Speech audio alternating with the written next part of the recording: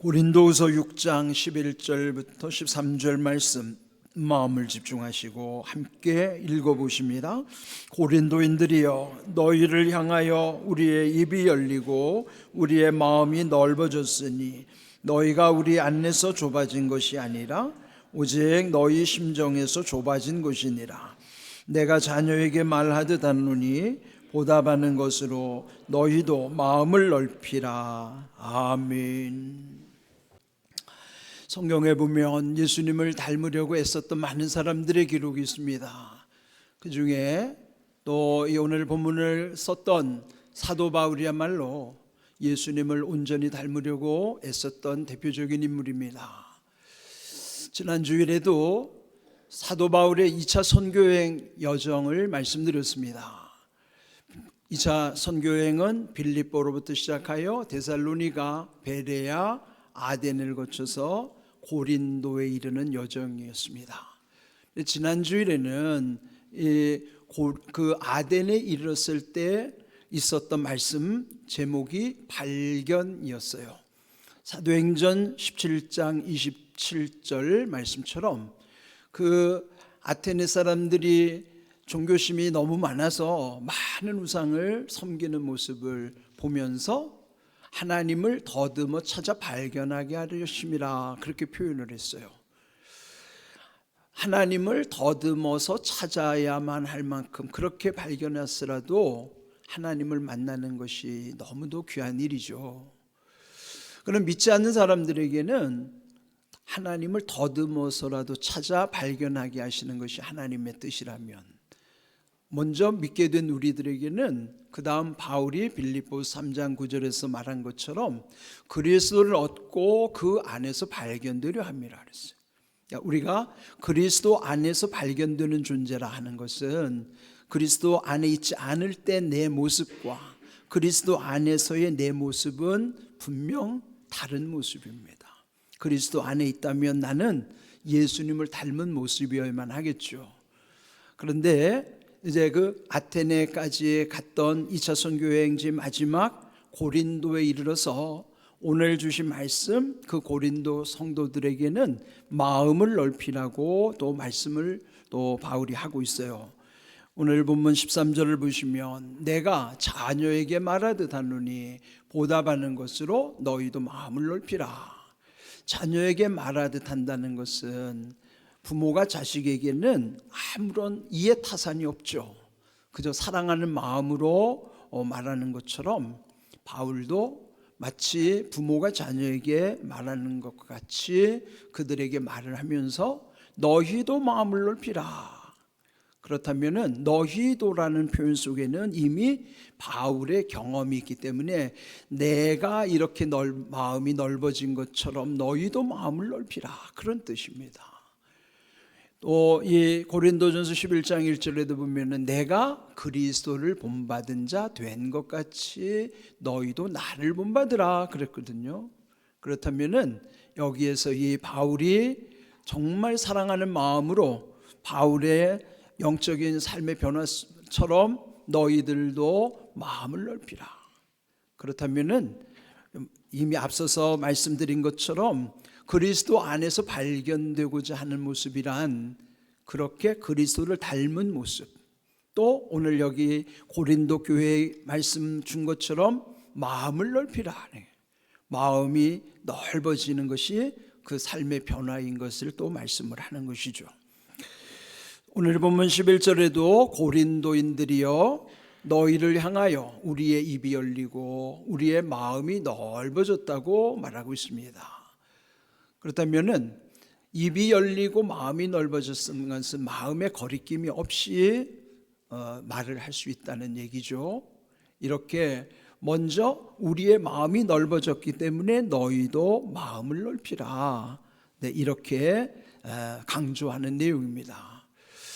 제가 이번 말씀을 준비하면서 성경 속에 마음이라는 단어가 몇 번 들었는가 검색을 해봤어요. 그랬더니 무려 1036개라는 몇 개의 단어가 있어요. 그러면은 마음과 유사 단어들을 포함한다 그러면은 아마 성경에는 우리의 마음을 강조하는 말씀들이 넘쳐나는 것이죠. 이처럼 마음이라는 것이 우리의 삶에 얼마나 중요한 것인가.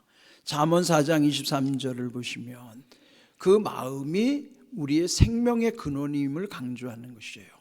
모든 지킬 만한 것 중에 더욱 내 마음을 지키라. 생명의 근원이 이에서 남이니라.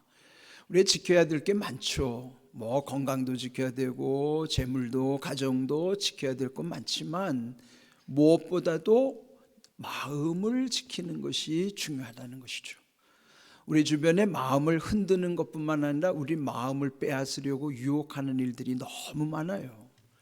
그렇기 때문에 우리의 마음을 먼저 지키는 것이 무엇보다도 중요하다는 것입니다. 이렇게 소중한 마음이 둔해지는 원인을 누가복음 21장 34절 예수님이 이렇게 말씀하십니다. 너희는 스스로 조심하라. 그렇지 않으면 방탕함과 술취함과 생활의 염려로 마음이 둔하여지고 뜻밖의 그날이 덫과 같이 너희에게 임하리라. 마음이 지나치게 예민한 분들도 있죠. 그것도 좋은 것은 아니죠. 그렇지만은 마음이 둔해지는 것은 더 큰 문제입니다. 마음이 둔해져서 어디까지 가는가 하면은 뜻밖의 그날이 덫과 같이 임하는 것도 모르고 살아갈 정도로, 예수님이 다시 오실 재림의 때에서도 준비가 안 되고 우리가 언제 죽을지 모르는 자기 마지막 날까지 모르는 거예요. 여러분, 이 종말의 삶이라는 것은 주님이 나를 부르시는 개인의 종말뿐만 아니라 예수님이 약속대로 이 땅에 오시는 역사적인 종말. 그러면 개인의 종말이든 역사의 종말이든 언젠가 우리에게는 내 인생이 끝나는 날이 와요. 그러니까 그 날이 덫과 같이 임하는 것도 모를 정도로 마음이 둔하여지는 것은 문제가 있죠. 그런데 이렇게 마음이 둔해지는 현상을 예수님은 세 가지임을 밝혀주셨어요. 첫 번째, 방탕하면 마음이 둔해진다 하는 거예요. 우리 생각할 때 방탕이라는 것은 여유가 많은 사람들이 돈을 펑펑 쓰는 걸 방탕한다고 여기기 쉽지만, 방탕의 아주 중요한 뜻은 그냥 마음대로 사는 거예요. 허비하는 거예요. 시간도 물질도 여러 가지 자기 여건을 아무 생각 없이 되는 대로 살아가는 것, 그게 방탕한 삶이에요. 그러니 여러분, 우리가 가진 게 많든지 적든지 상관없이 방탕하게 살게 되면은 결국 마음이 둔해질 수밖에 없다 하는 것입니다. 두 번째로, 술 취함으로 인하여 마음이 둔해질 수도 있다는 거예요. 술 취하는 문제가 세상의 문제만 아닌 것 같아요. 근데 예전에는 교회 다니는 사람은 술 안 먹는 걸로 알고 있는데 요즘은 교회 다니는 사람 중에도 술 좋아한다는 사람이 많다고 들었어요. 그런데 이게 한두 번 마셔서 그렇게 되는 것이 아니라 여기에 예수님이 말씀하신 이런 문제들이 쌓이고 쌓여서 누적될 때에는 마음이 둔해진다, 그런 말씀입니다. 실제로 술을 안 마신 사람들도 주변에 술 취한 사람들의 모습을 보면은 그 마음이 둔하다는 것을 우리는 그냥 옆에서 지켜만 봐도 충분히 알 수 있어요. 그 다음에 세 번째 중요한 것은 생활의 염려로 인해서도 마음이 둔해질 수 있다는 거예요. 물론 염려와 걱정과 근심이 우리 죽는 날까지 떠날 수 없죠. 근데 이게 일시적인 현상이 문제가 되는 것이 아니라 지속적으로 누적되어 쌓이는 게 문제예요. 근데 그렇게 되면은 결국 우리의 마음이 둔감할 수밖에 없다 하는 것이죠. 예수님 여기 말씀하신 것처럼 방탕함과 술 취함과 생활의 염려, 이것이 우리의 마음을 둔하게 하는 요인이라는 사실을 우리는 깊이 새겨야 되는 것입니다. 그러면은 이 마음도 또한 우리 안에서 이렇게 굳어져 가지고 응어리가 질 때가 있어요. 그 마음의 병이 되는 것이죠. 그러면 이 마음이 굳어지는 것, 우리 또 질병에도 보면은 무슨 동맥경화다, 무슨 경화라고 하는 게 굳어지는 현상이잖아요.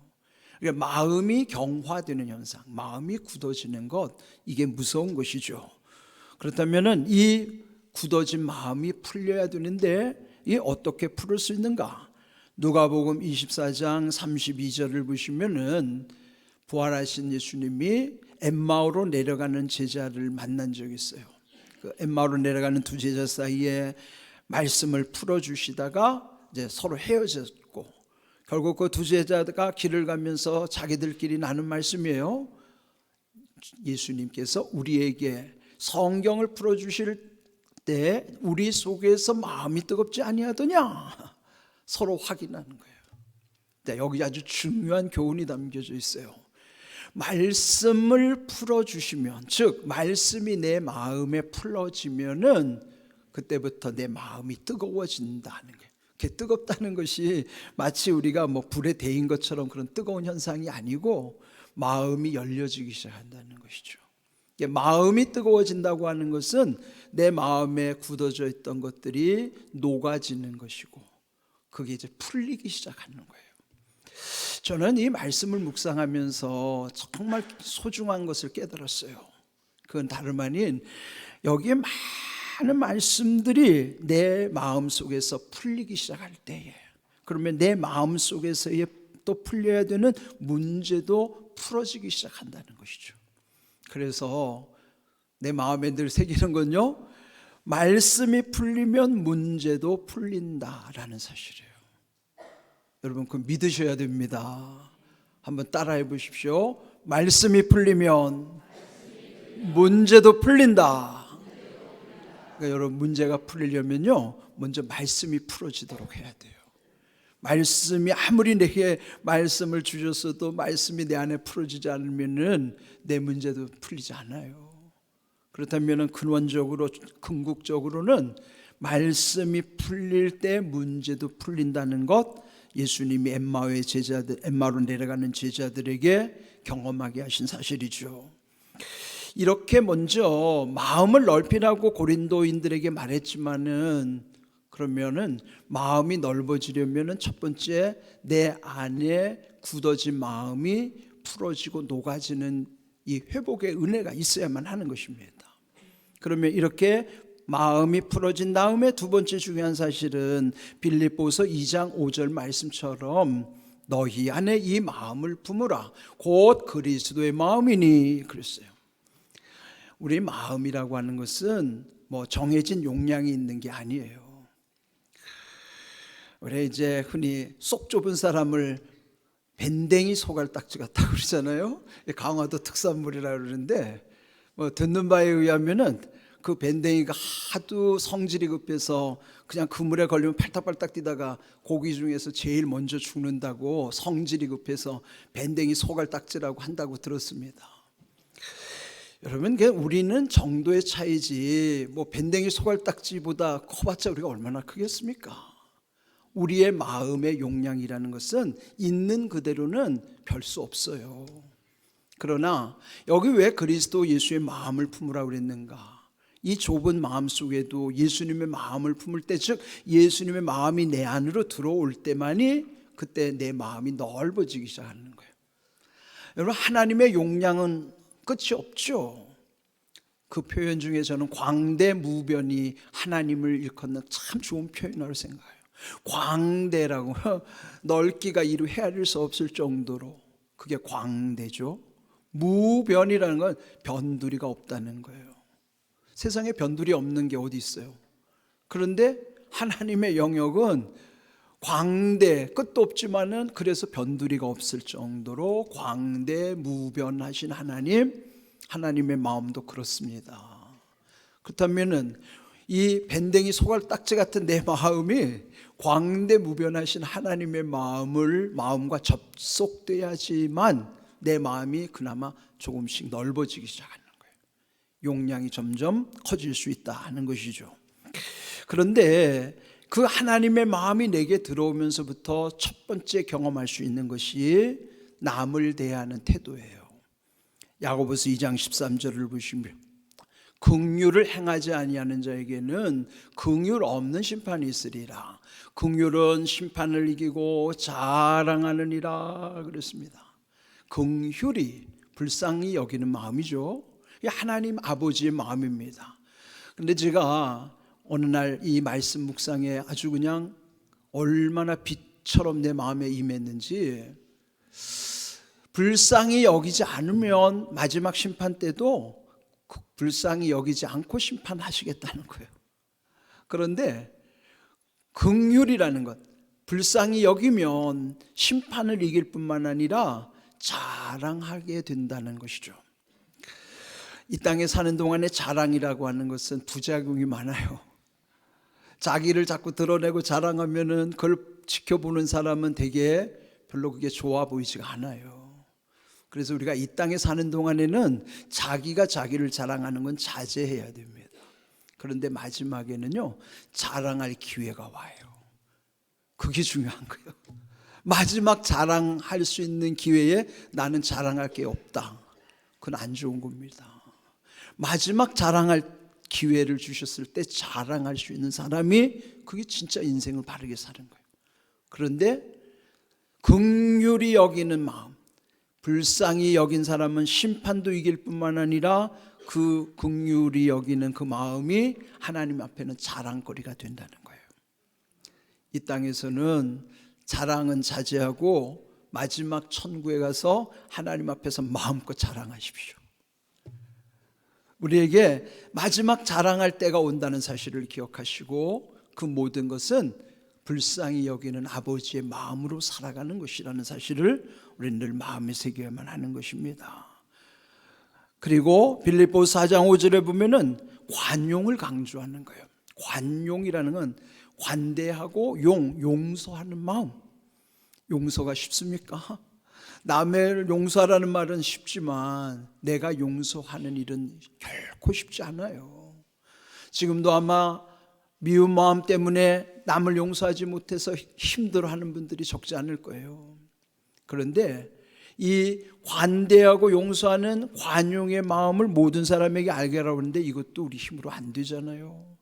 주께서 가까우시니라, 즉 주님이 가까이 이를수록 내가 이 땅의 삶의 유효기간이 짧아질수록 관용을 모든 이에게 알게 하라는 거예요. 그런데 여러분이 불쌍히 여기는 마음이라고 하는 것, 그 마음 없이는 마음이 넓어질 수 없어요. 그런데 정말 불쌍히 여기면요, 미움이 떠납니다. 미움과 불쌍히 여기는 마음은 공존할 수가 없어요. 같이 있을 수 없어요. 둘 중에 하나만 갖게 되는 것인데 주도권이 어디에 있을까요? 긍휼에 있어요. 불쌍히 여기는 마음이 내 마음속에 먼저 있으면 미움은 떠납니다. 그런데 이 불쌍히 여기는 마음, 긍휼이 없어지면 그 틈을 미움이 차지하는 거예요. 두 마음을 다 품을 수가 없어요. 그렇다면은 남을 불쌍히 여기는 마음이 미움을 이기는 비결이기도 하죠. 하나님의 마음을 처음 경험하는 것이 이 불쌍히 여기는 마음으로부터 시작이 된다는 사실입니다. 제가 저희 아버지에게 제 이름을 어떻게 지었는가를 듣게 됐어요. 제가 태어나기 전에 그 마을에 최종모 씨가 있었대요. 그 사람은 법 없이도 살만한 사람, 많은 사람들한테 인정받고 또 마음이 얼마나 넓은 사람인가, 그런 그 최종모 씨처럼 우리 아들이 살면 좋겠다. 그래가지고 제 이름이 최종모가 됐습니다. 60년 전에 최종모 씨가 누군지 전 몰라요. 그런데 제가 그분이 어떤 사람인지는 상상을 하게 되지만, 그렇지만은 제 아버지가 저에게 이름을 지어준 대로 저는 법 없이 살 수 있는 사람도 아니요, 마음이 넓은 사람도 아니었어요. 저는 목회를 하면서 저의 한계를 많이 느꼈어요. 목회하는 동안에 또 저를 힘들게 하는 사람을 생각하면은 미운 감정이 생기고 때로는 저주가 나오고, 어느 날은 기도를 하다 보면 막 절반이 욕이 막 섞여서 나오고, 아니 목사가 어떻게 기도에 막 욕이 섞여서 나오면 그거 어떻게 목회를 합니까? 저는 많이 씨름했어요. 그리고 하나님께 이 문제를 구했습니다. 그러다 주신 말씀이 야고보서 2장 13절이에요. 긍휼이